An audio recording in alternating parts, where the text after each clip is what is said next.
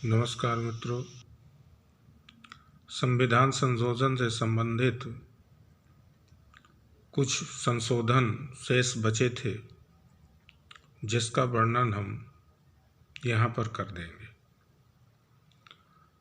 101वां संविधान संशोधन ये लाया गया था 2017 को, और ये किस लिए लाया गया था?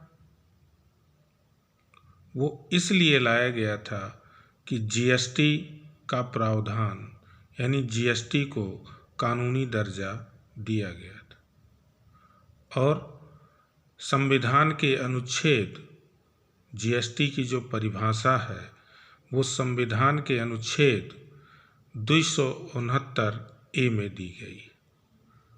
101वां संविधान संशोधन जीएसटी से संबंधित है, जो 2017 में लाया गया था, और जीएसटी की जो परिभाषा है वो किस संविधान अनुच्छेद में है? वो है 279A में। 279A में जीएसटी की परिभाषा का उल्लेख किया गया है।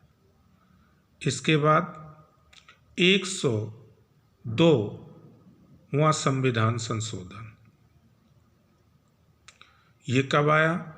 ये आया 2018 में, और इस समय प्रधानमंत्री के रूप में श्री नरेंद्र मोदी थे और राष्ट्रपति के रूप में श्री राम कोविंद थे। और 102वां जो संविधान संशोधन किया गया वो राष्ट्रीय पिछड़ा वर्ग आयोग को संवैधानिक दर्जा देने के लिए किया गया। यानी राष्ट्रीय पिछड़ा वर्ग आयोग के लिए जो आयोग था, उस आयोग को 102वें संविधान संशोधन के द्वारा संवैधानिक दर्जा प्रदान किया गया। इसके बाद आते हैं 103वां संविधान संशोधन, और ये कब लाया गया? ये लाया गया 2019 को। और किस लिए लाया गया?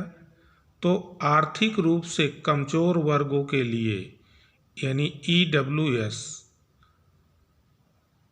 के वर्गों के लिए 10% आरक्षण की व्यवस्था का प्रावधान किया गया। तो मित्रों, जो अभी तक संविधान संशोधन किए गए उनका उल्लेख हमने यहाँ अपने वीडियो के माध्यम से किया है। इसी कड़ी में हम कुछ और चर्चा करने वाले हैं, वो है संविधान का मूल ढांचा और सुप्रीम कोर्ट। समय समय पर मूल ढांचे की व्याख्या के सुप्रीम कोर्ट द्वारा की गई। तो संविधान का जो मूल ढांचा है वो क्या है, और इसको यानी सुप्रीम कोर्ट को या संविधान को कहाँ से शक्ति मिलती है? तो वो शक्ति मूल अधिकारों से मिलती है, संसद की संवैधानिक शक्ति से मिलती है, और स्वयं सुप्रीम कोर्ट है, और न्यायिक पुनरावलोकन की शक्ति है। चूंकि अनुच्छेद 368 में संविधान के मूल ढांचे की संकल्पना का जो विवाद उठा वो संविधान संशोधन करने की शक्ति से जुड़ा है। यानी अनुच्छेद 368 संसद को ये शक्ति प्रदान करता है कि वो संविधान में संशोधन कर सकता है। तो क्या संसद को ये शक्ति असीमित रूप से प्रदान की गई है कि इसमें कोई सीमा है? इन्हीं सब चीज़ों को निर्धारण समय समय पर सुप्रीम कोर्ट द्वारा किया गया। चूंकि अनुच्छेद 13 ये कहता है कि मूल अधिकारों को सीमित या कम नहीं किया जा सकता। यानी संविधान के भाग 3 में जिन मूल अधिकारों की व्याख्या की गई है या उल्लेख किया गया है, उसमें अनुच्छेद 13 ये कहता है कि संसद मूल अधिकारों में ना तो संशोधन करके, मूल अधिकारों में संशोधन करके मूल अधिकारों को ना तो सीमित कर सकती है और ना कम कर सकती। विवाद की जड़ क्या थी? विवाद की जड़ ये थी कि संसद को यह शक्ति प्रदान की गई कि अनुच्छेद 368 के तहत संविधान में संशोधन कर सकती है।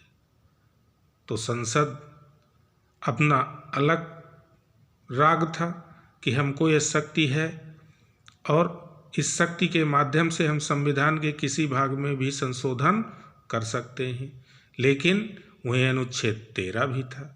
अब इस दोनों के विवाद में निर्णय कौन देगा? Supreme court. तो जो पहला विवाद आया हमारे सामने वो आया शंकरी प्रसाद बनाम भारत सरकार। और ये कब आया?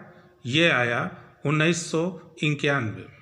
यानी जैसे ही हमारा संविधान शुरू हुआ तुरंत विवाद के घेरे में खड़ा हो गया। इसमें सुप्रीम कोर्ट का जो निर्णय आया वो ये आया कि संविधान संशोधन अनुच्छेद 13 की कानून की परिभाषा के दायरे में नहीं आता। यानी अनुच्छेद 13 में जो कहा गया है वो 368 के तहत संसद की जो शक्ति प्राप्ति है वो इस दायरे में नहीं आती। यानी संसद मूल अधिकारों सहित पूरे संविधान में संशोधन कर सकती है। ये मामला किस पर आया?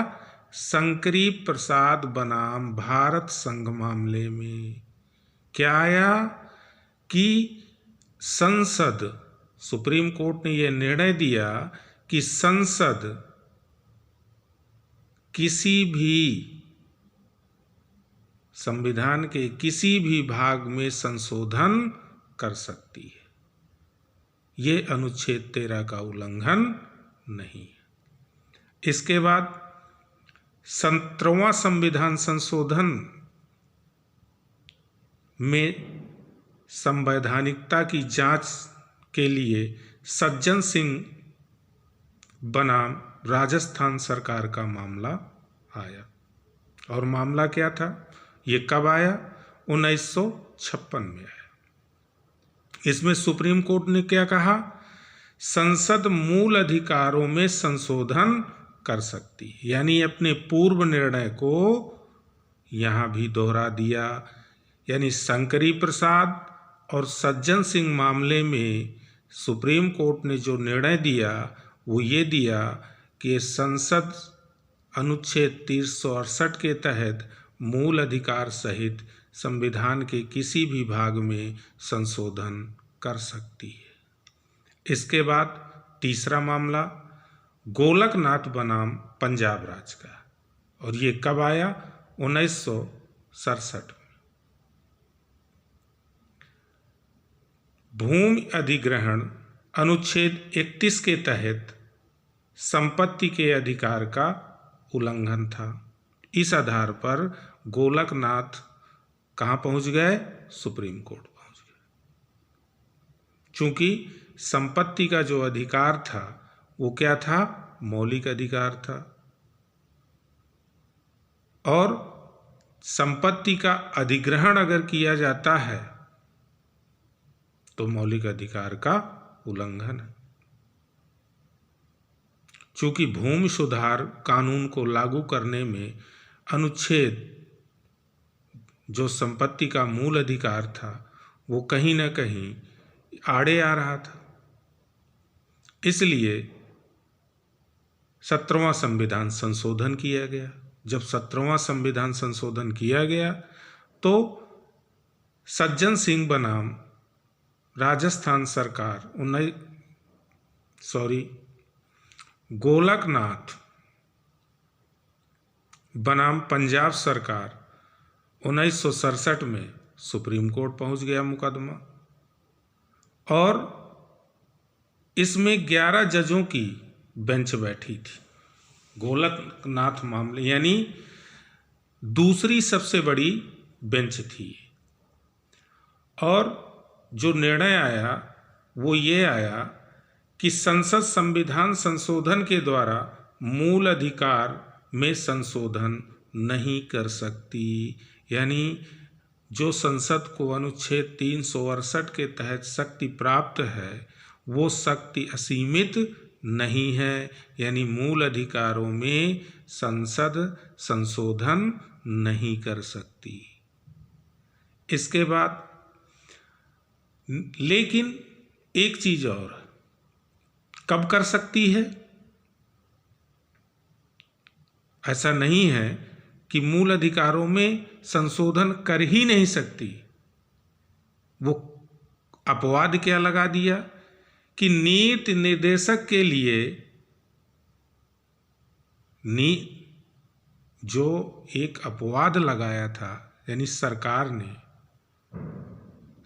ने एक अपवाद लगाया था, उस अपवाद को लेकर के सुप्रीम कोर्ट ने क्या कहा कि नीति निर्देशक तत्वों के लिए मूल अधिकारों में कमी नहीं की जा सकती। सरकार का तर्क क्या था कि हमें भूमि सुधार कानून लागू करना है, गरीबी निवारण का काम करना है, लोक कल्याणकारी कार्य करना है, जिससे कुछ नीति निर्देशक तत्वों को मूल अधिकारों के ऊपर हमें प्राथमिकता देनी पड़ेगी। ये सरकार का तर्क था, लेकिन सुप्रीम कोर्ट ने सरकार के इस तर्क का कोई महत्व प्रदान नहीं किया, और जो गोलकनाथ मामले में निर्णय आया वो ये आया कि संसद संविधान संशोधन के द्वारा मूल अधिकारों में संशोधन नहीं कर सकती। 3 चीजें हो गई। शंकरी प्रसाद में यही चीज आई, सज्जन सिंह मामले में यही चीज आई, और गोलकनाथ मामले में भी यही चीज आ गई। अब इसके बाद आते हैं 24वें संविधान संशोधन। संसद संविधान के किसी भाग में संशोधन कर सकती है। ये 24वें संविधान संशोधन के तहत सरकार ने संशोधित करके संविधान में लिख दिया कि संसद संविधान के किसी भी भाग में संशोधन कर सकती है, और जब कर सकती है तो फिर संविधान संशोधन अनुच्छेद 13 के अंतर्गत विधि की परिभाषा में नहीं आता। यानी कानून की जो परिभाषा है उस परिभाषा के अंतर्गत अनुच्छेद 13 में जो बात दी गई है वो नहीं आती। इसके बाद 25वां संविधान संशोधन हुआ, और 25वां संविधान संशोधन भाग 4 को लागू करने, ये बहुत ही महत्वपूर्ण संविधान संशोधन है। क्यों? क्योंकि मौलिक अधिकारों पर नीति निर्देशक तत्वों की प्राथमिकता सरकार यहां स्थापित करती। 25वां संविधान संशोधन जो हुआ वो भाग 4 को लागू करने के लिए संविधान में संशोधन किया जा सकता है, ये सरकार का तर्क था। और इस प्रकार के संशोधन को सुप्रीम कोर्ट में चुनौती नहीं दी जा सकती। यानी जो सुप्रीम कोर्ट को न्यायिक पुनरावलोकन की शक्ति प्राप्त है या न्यायिक समीक्षा की जो शक्ति प्राप्त है, उस शक्ति को समाप्त किसके तहत किया गया? संविधान संशोधन 25 के तहत। और इसी की संवैधानिकता को चुनौती देने के लिए जो केस सामने आया वो कौन सा केस था? केशवानंद भारती बनाम केरल राज्य। और इसमें अभी तक की सबसे बड़ी बेंच बैठी थी जो थी 13 जजों की। अक्सर संवैधानिक पीठ जो बैठती है उसमें 5 से 7 जजों की बेंच होती है। 5 से 7 जजों से कम संवैधानिक पीठ की जो बेंच बैठती है उससे कम नहीं होती। तो ये जो अभी तक भारत के इतिहास की सबसे बड़ी बेंच थी जिसमें 13 जज बैठे थे। और निर्णय कैसे आया था? 7-6 के बहुमत से निर्णय दिया गया था। यानी 7 जज क्या थे? पक्ष में थे और 6 जज क्या थे? विपक्ष में थे। और इसी के तहत संविधान के मूल ढांचे का सिद्धांत का जन्म हुआ। यानी सुप्रीम कोर्ट ने कहा कि संसद संविधान के किसी भाग में संशोधन कर सकती है, लेकिन जो मूल भावना है संविधान की उस पर संशोधन किसी प्रकार से नहीं हो सकता। अब ये मूल भावना क्या है? जब सुप्रीम कोर्ट से ये पूछा गया कि ये मूल भावना क्या है, तो सुप्रीम कोर्ट ने ये बताया कि समय अनुसार मैं इसकी व्याख्या करूंगा। फिर इसके बाद मिनर्वा मिल्स बनाम भारत संघ का मामला आया 1980 में और मूल ढांचे की संकल्पना और न्यायिक समीक्षा का जन्म हुआ। धन्यवाद मित्रों। जो जानकारी थी सुप्रीम कोर्ट की और मूल ढांचे से संबंधित, यानी अनुच्छेद 13 और अनुच्छेद 368 का जो विवाद था, उसकी जो विवाद मुकदमे आए सुप्रीम कोर्ट के सामने और सुप्रीम कोर्ट ने जिस तरह निर्णय दिया, उन सब की जो मुख्य बातें थी, मुख्य जो बातें थी वो आपको बताई गई। और ये आशा करते हैं कि ये आपके लिए उपयोगी होगी। आपसे एक विनम्र अपील है कि चैनल को सब्सक्राइब करिए और लाइक करिए, कमेंट करिए और शेयर करिए। धन्यवाद।